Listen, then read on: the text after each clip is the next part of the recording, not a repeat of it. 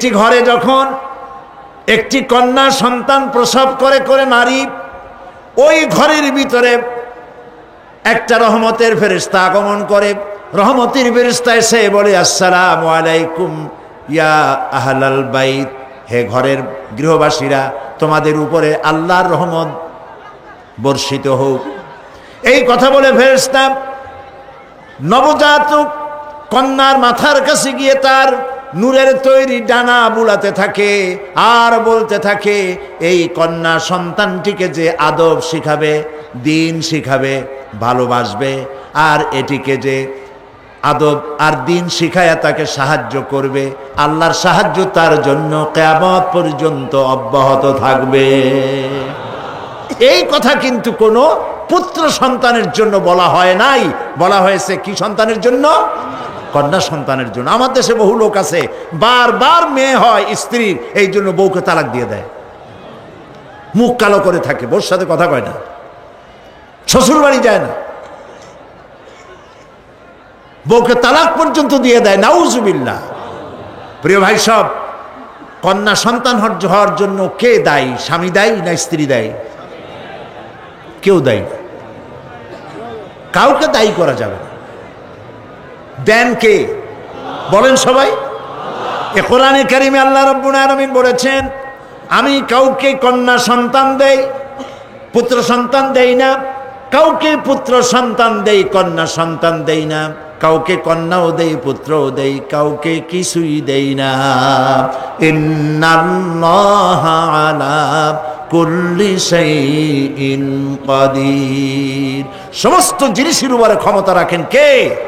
আল্লাহ রাব্বুল আলামিন। রব্বানা যালামনা আনফুসানা ওয়া ইন লাম তাগফির লানা ওয়া তারহামনা লানাকুনান্না মিনাল খাসিরিন।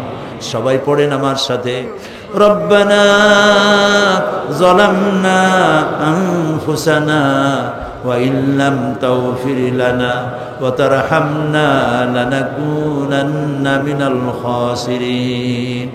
সুবহানাকা আল্লাহুম্মা ওয়া বিহামদিকা নাস্তাগফিরুকা ওয়া নাতুবু ইলাইক। সুবহানাকা আল্লাহুম্মা ওয়া বিহামদিকা নাস্তাগফিরুকা ওয়া নাতুবু ইলাইক। আয় আল্লাহ রাব্বুল আলামিন, 5 দিন ব্যাপী তাফসীরুল কোরআন মাহফিলের সমাপনী দিবসে লক্ষ লক্ষ মানুষ ভিক্ষুকের মতো, কাঙ্গালের মতো তোমার দরবারে গুনাহ ভরা হাত নিয়ে তোমার দরবারে হাত তুলেছি। রব্বুল আলামিন, আমাদের গুনার দিকে তাকায়ও না, আমাদের বদ আমলের দিকে তাকায়ও না, আমাদের চোখের দিকে তাকাও, আমাদের মুখের কাকুতি মিনতির দিকে তাকাও। রব্বুল আলামিন, দয়া করে আমাদের জিন্দেগীর গুনাহ মাফ করে দাও। রব্বুল আলামিন, সারা জীবন গুনাহ করে করে জীবনটাকে বরবাদ করে দিয়েছি বাবু। গুনার কথা মনে হলে লজ্জায় মাথা নিচু হয়ে যায়, কারণ তুমি আমাদেরকে মেহেরবানি করেছো আর আমরা করেছি নাফরমানি। তুমি করেছো মেহেরবানি, আমরা করেছি নাফরমানি। রব্বুল আলামিন, দুনিয়ায় এমন কোন পাপ নাই যা কম বেশি আমরা করি নাই। মাবুদ গো, দয়া করে আমাদেরকে মাফ করে দাও। আয় আল্লাহ রাব্বুল আলামিন, এই মাহফিলের ভিতরে জিনাকার থাকতে পারে, জুয়ারি থাকতে পারে, মদখোর থাকতে পারে, খুনি থাকতে পারে, ডাকাত থাকতে পারে, ঘুষখোর সুদখোর থাকতে পারে।